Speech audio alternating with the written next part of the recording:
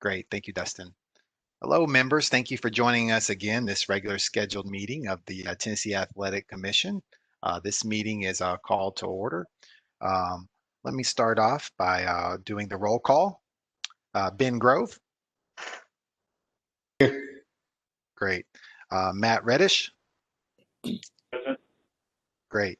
Christy Halbert. Christy Halbert here. Patrick Wren. Here. And Dan McGrew. Okay. We have 4 out of 5. We have quorum. So we'll move on then to the notice of meeting. Notice of the December 14th, 2020 meeting of the Athletic Commission, including date, time, and location, has been noticed on the website since June 18th, 2019. Additionally, this month's agenda has been posted on the website since December 3rd, 2020. This is the regular scheduled meeting of the Athletic Commission.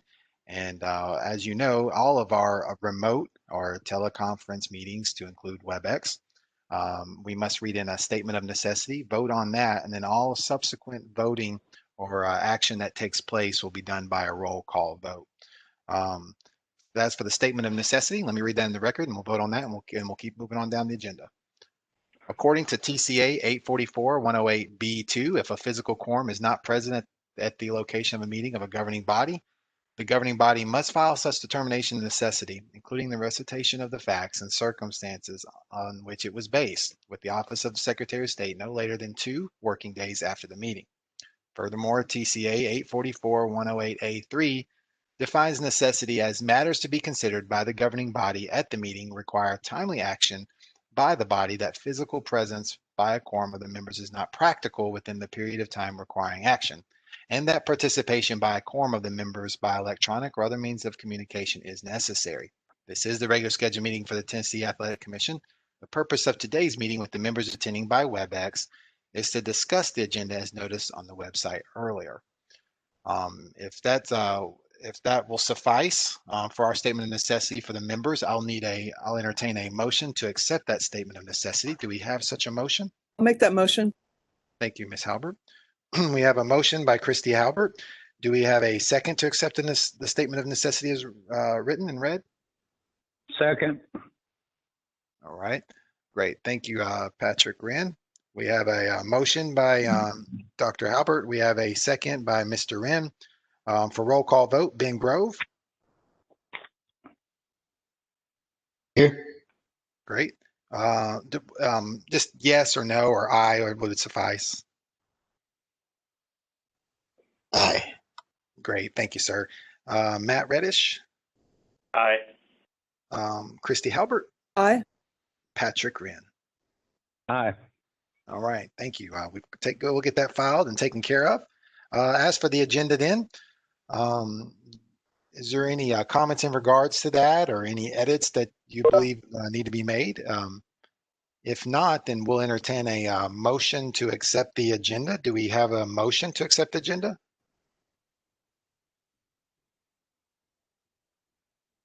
I'll make a motion. Dan McGrew.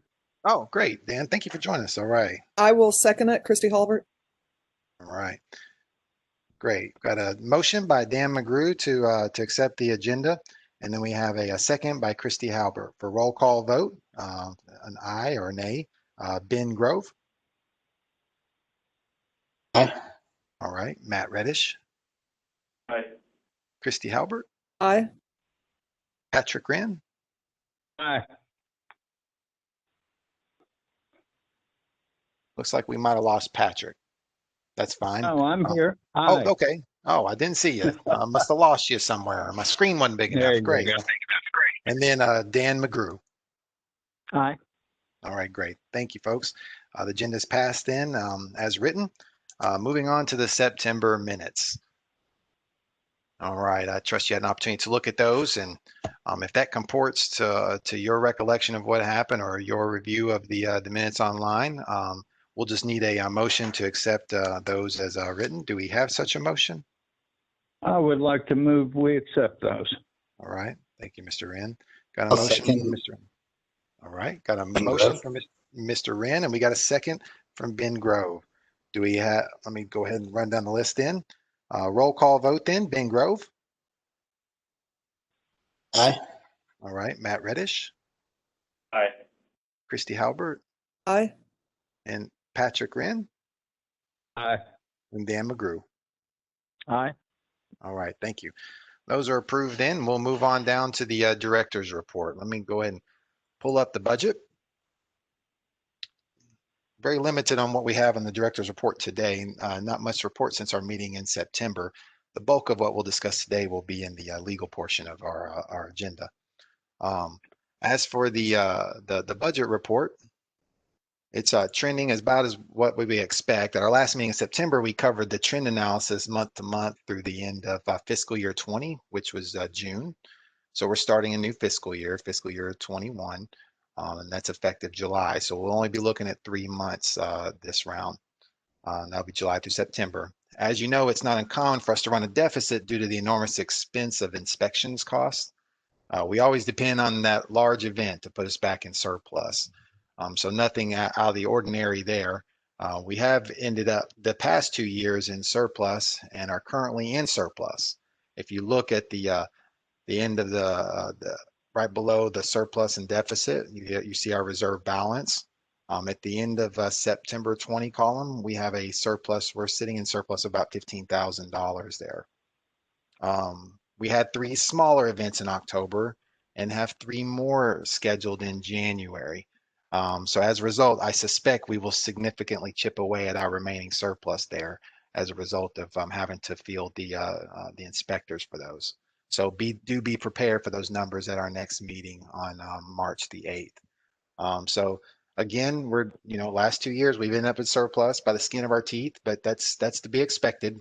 We operate on narrow margins with inspections being most of our expense, and as long as we have that big event each year, then we seem to do fine and to continue on in surplus. So hopefully we'll get another one of those this year, but typically it doesn't become a problem, at least for the sunset hearings, and unless you have a sufficiency hearing and you run in deficit 2 years in a row. So we don't suspect that'll be the case. We're not gonna worry about that.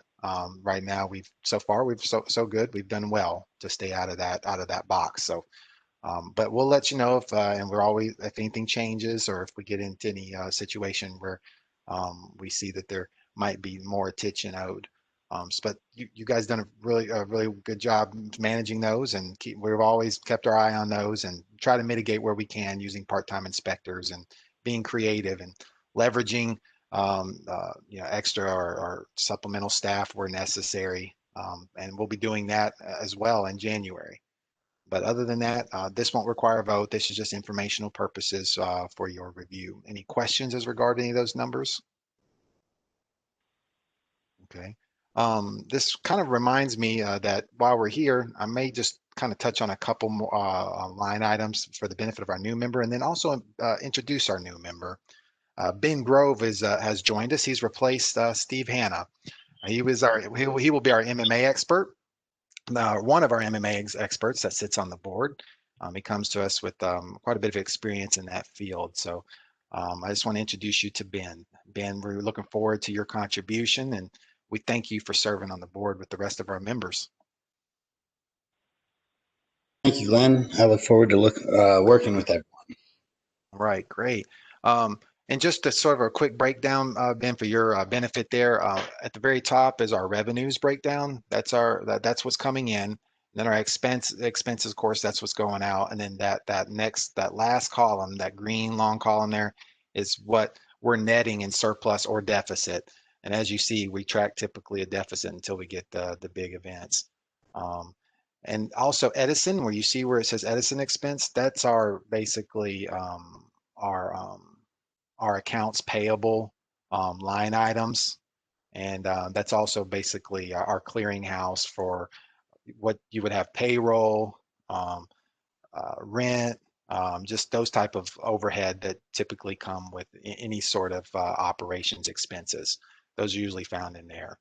And then in addition to those, which are parallel accounts or the administrative cost backs, legal cost backs, or when our attorneys are working on certain items, the legal report, like today we have a legal report. Our attorney obviously has spent some time on that, and Now we're in a unique advantage than maybe some of the other boards because we have the benefit of having the chief counsel working also as our staff attorney, pulling double duty. So thanks to that, we're not getting billed that billable hour as some of the other programs historically do. But we don't have typically a big expense either in legal costs back since we just don't have usually a very large legal report. So we're able to do that. And of course, investigations is if we sent somebody out to investigate a complaint, an expert in that regard, but field enforcement is where we spend our money. That's where we usually, you can imagine to have 8 to 10 inspectors at an event, how that can run quite the expense for what we get in return as far as revenue. So that's the breakdown. Of course, if you have any questions, you just let us know, and then we'll be happy to chime in. That's all we've got then for the budget. I think we're ready for the legal section. Pam, if you want to take it over for the legal report. Can everyone hear me? Yes. The first item on the agenda is the legal report. You all should have had that to review. There are 2 items on the legal report. The first case, 2020-073021, has to do with an issue with our SAVE program with Homeland Security. After that came back, it was determined that the respondent was not authorized to work. So I will be sending out a consent order for surrender of the license via settlement. And if that respondent does not send the license back in, then we'll need to look at a hearing. So that is my recommendation on number 1. If anybody has any questions on that, I'm happy to answer. Otherwise, I'll move to number 2, and then we'll just take a full. I'm sorry, but how long do they have to surrender that license after being notified? Normally what happens is when I send, and this would be the same, not necessarily unique to the Athletic Commission, when we send out a consent order, the respondent usually has 30 days to respond, and then we have to make a decision. Now, it may be, I have not had a chance to talk to this respondent, so depending on what happens with the consent order once I send it, if that person reaches out to me for any discussion, if there's anything that I think I need to bring back to the board, obviously we would have to wait to the next meeting. Otherwise, we would expect a response within 30 days of receipt of the document that I send to the respondent. Okay, all right, thank you. Pamela, if the respondent does surrender the license, does that go on BoxRec or is that a private matter? It goes on our disciplinary action report. I might need to let Glenn respond if it goes on the BoxRec report, because that's not something within legal. No, it would not. It would just they're just at that point voluntarily surrendering that license. So it's not that's not something that we would report to BoxRec. They just wouldn't be licensed.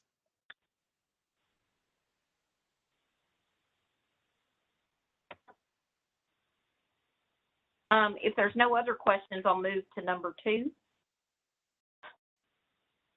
And that's 2020-078551. You all see the summary. Basically, this has to do with a weigh-in at an October event. It was an MMA event. There was an issue with the weight of one of the combatants. So the other combatant was allowed to try to make weight in street clothes. That was a decision made. And the issue was, in addition to street clothes, the combatant was found to have other items in their pants.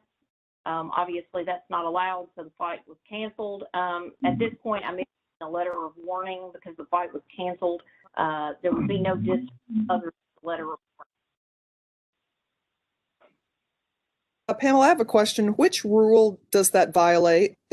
If the person weighing in has items in their pocket, for example, which rule does that violate? I don't have the specific rule number. Let me see if I can find it. I mean, it would generally be under the weigh-in, but let me look specifically.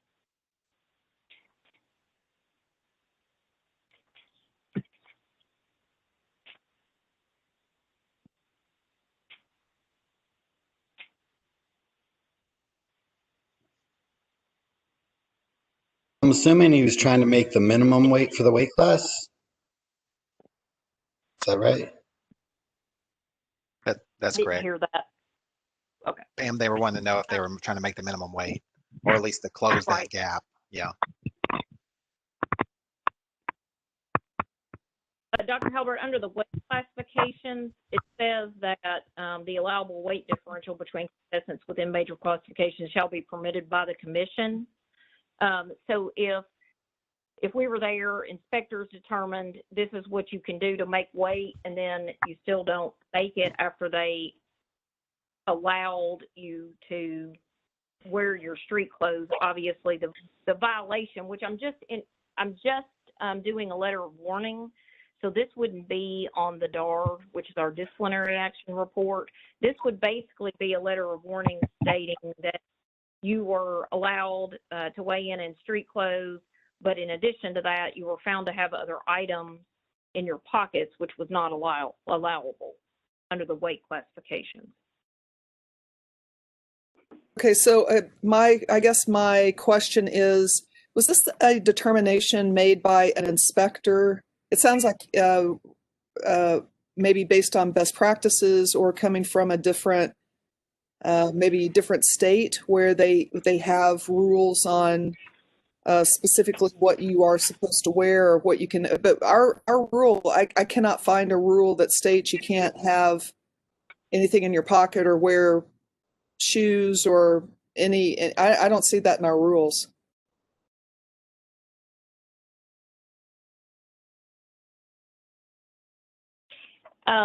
I don't want to, I hate to speak directly for the inspector. I would have to pull the complaint and look at it to get very specifics. But yes, it would have been a decision made by the inspectors on the ground at the time and would fall under just the general weight classification, not necessarily, like I was saying, not necessarily discipline on the record.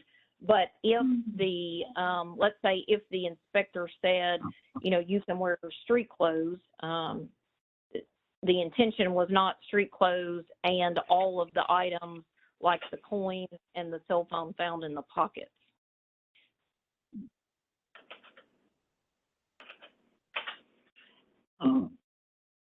Hey, Pam, this is Matt Reddish. Is there a general blanket rule for against deceptive acts or anything like that?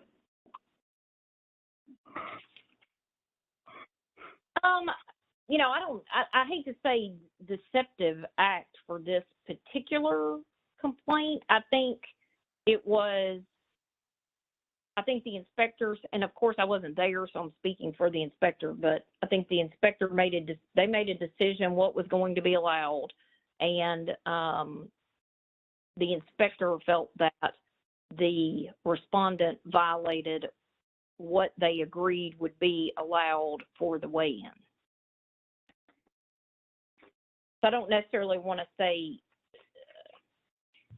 you know, deceit was involved, but clearly there was an understanding of what was going to be allowed, and that respondent didn't follow what the expectation was.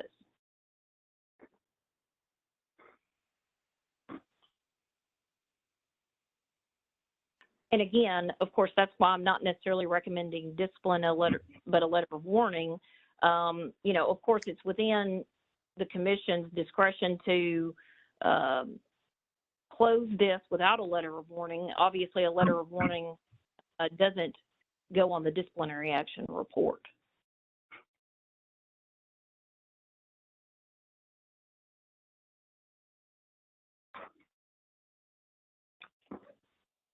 So if you all want to change the recommendation in the decision, or if you want me to send the letter of warning, you all are welcome to have further discussion, or we can have a motion and a second and a roll call vote to accept the legal report as presented.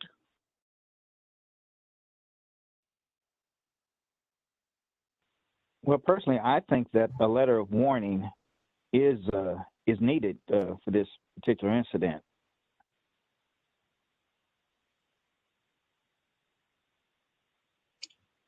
And, I agree. I think a letter of warning I'm sorry, go ahead. No, I was going to say, if that's the case, I would need a motion, a second, and then the roll call vote. Then that would be to approve the entire legal report, which consists of the 2 items that I've gone over.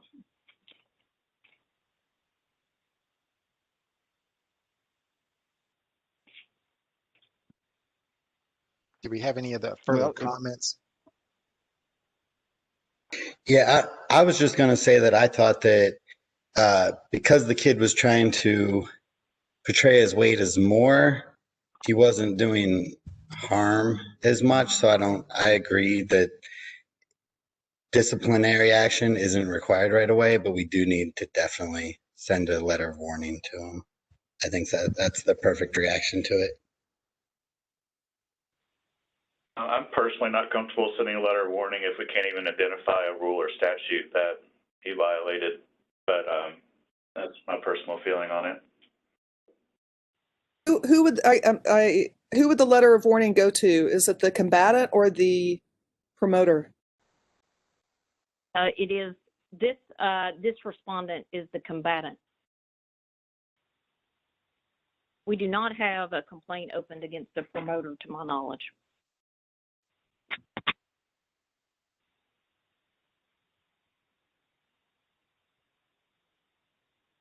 We don't, Pam, by the way.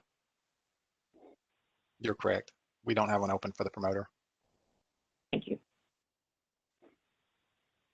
I would like to offer that I'm a little bit concerned that we would send a letter of reprimand or warning about a rule that is not listed in our rule book. I agree with that. In the rules, it does state how the weigh-ins are run, correct? And it does state what they will or will not wear. Is that not correct? Hold on, I'm going back to the weight classifications. Dan, the only thing I see is the weight classifications. So I think the implication is that they would weigh in a similar fashion as they may do in the amateur sport, but there's nothing that specifies how the weigh-in is to be conducted. Well, I mean, as far as the 2 combatants of what they will wear, I mean, does it specify that? I mean, that they will wear, underwear or gym trunks or shorts, or does it specify that? There is It specifies what they can wear during the bout, not during weigh-ins. I mean, sometimes people have to weigh in with nothing on, so.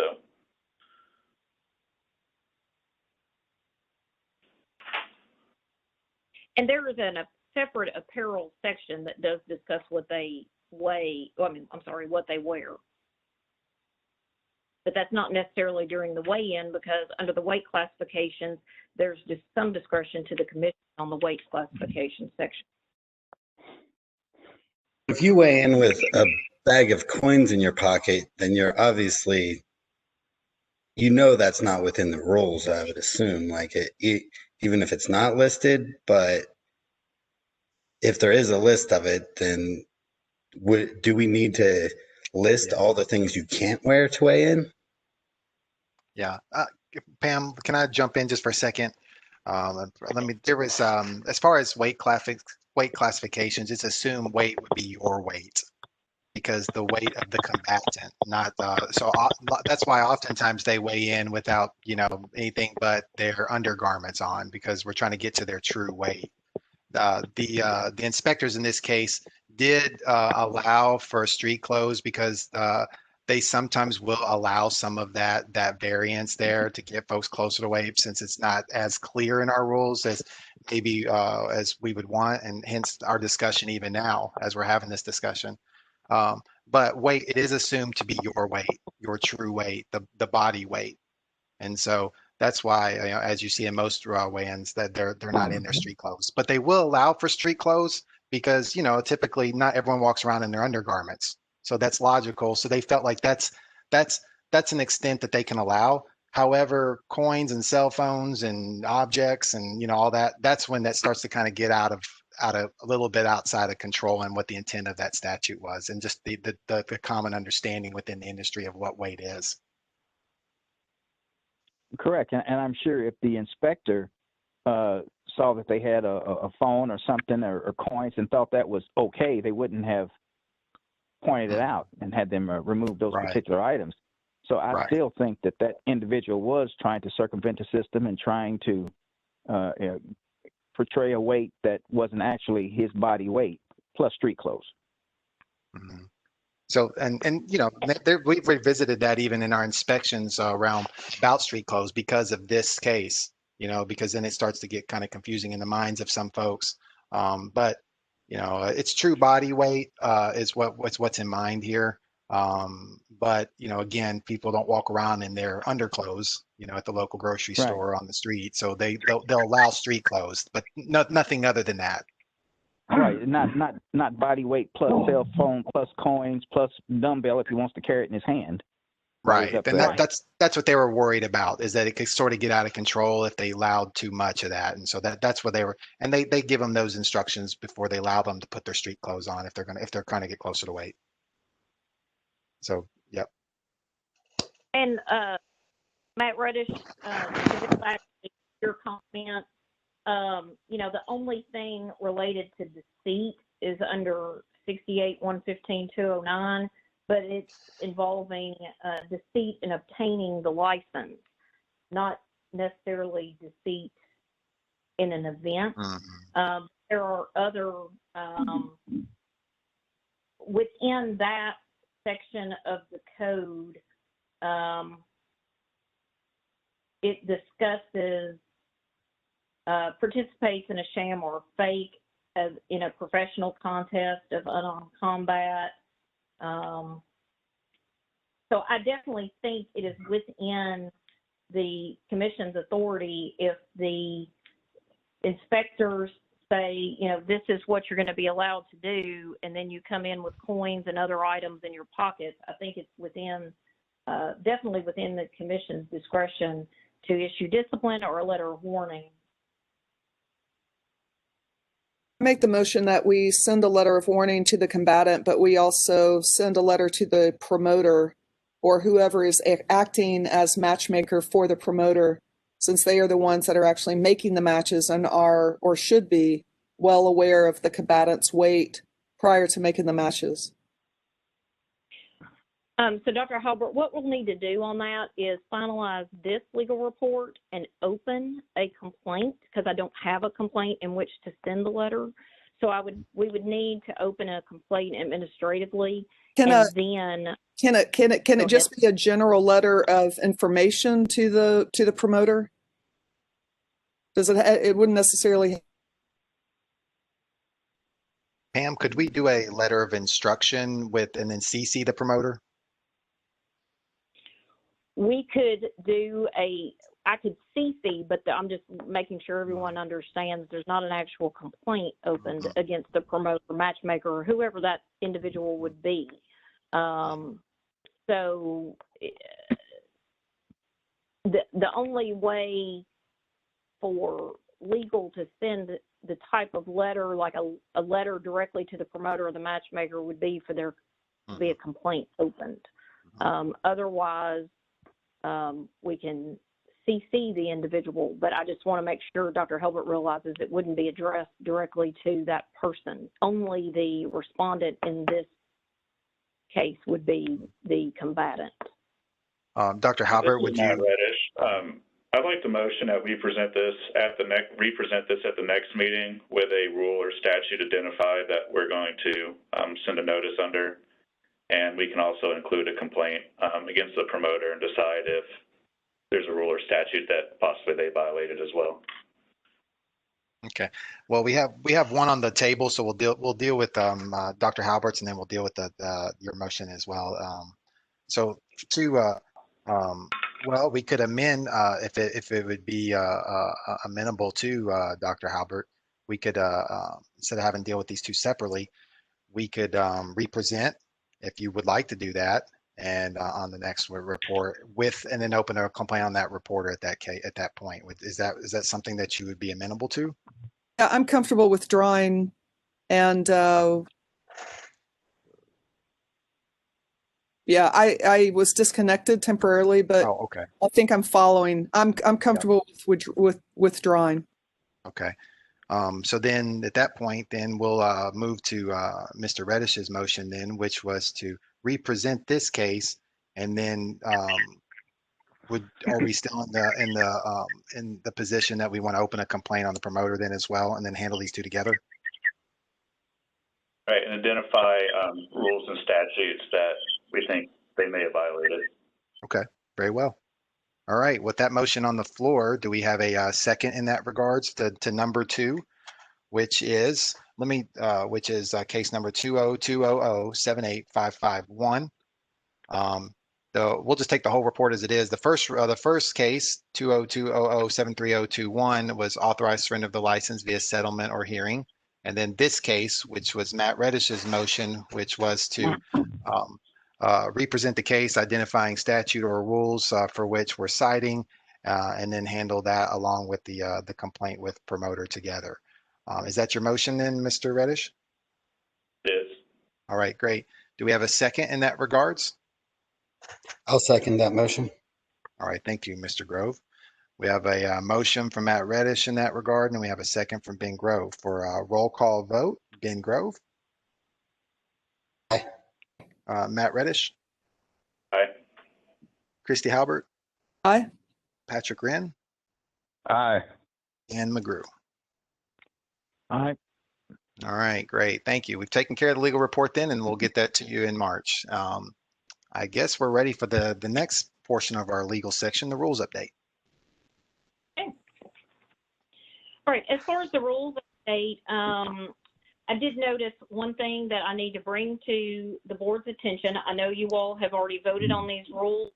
As you know, we added in the failure to appear, and you all voted on that at the last meeting, but I want to read something into the record with my requested change, and then we will take a vote on that. As you recall, under the general provision, the vote that we discussed during the last meeting was as follows: the combatants failing to appear for the weigh-in, any pre-fight meeting, the contest or bout shall be subject to discipline, which may include civil penalties, suspension at the discretion of the commission.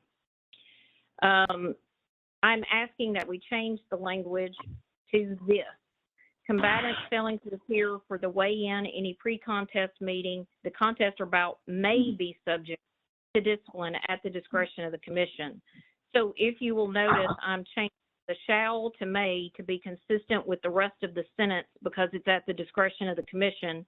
And I'm removing language that says which may include civil penalties or suspension because it's at the discretion of the commission, and we do not need to specify civil penalties or suspension because we're stating subject to discipline at the discretion of the commission. So to make clear, I'm changing basically the word shall to may and removing the specific civil penalty suspension language. And just for the benefit of the new member, this is language that's not currently in our rules. So when I say I'm changing language, this is already new language that the board has authorized me to move forward, and I'm only changing the shall to may and then taking out the specific wording of civil penalties and suspension and leaving it more broad as to discipline at the discretion of the commission. That sounds great, Pam. Thank you for your work. Okay. Yes.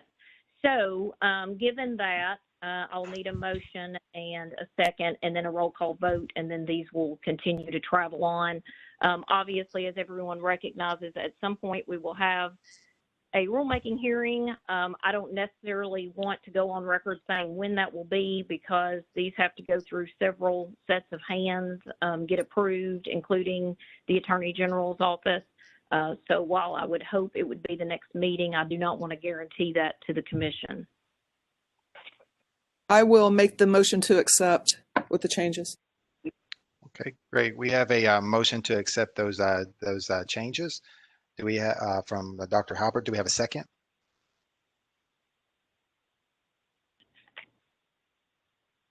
I'll second. All right, we got a second from Ben Grove. Any further discussion before we take a roll call vote? Okay.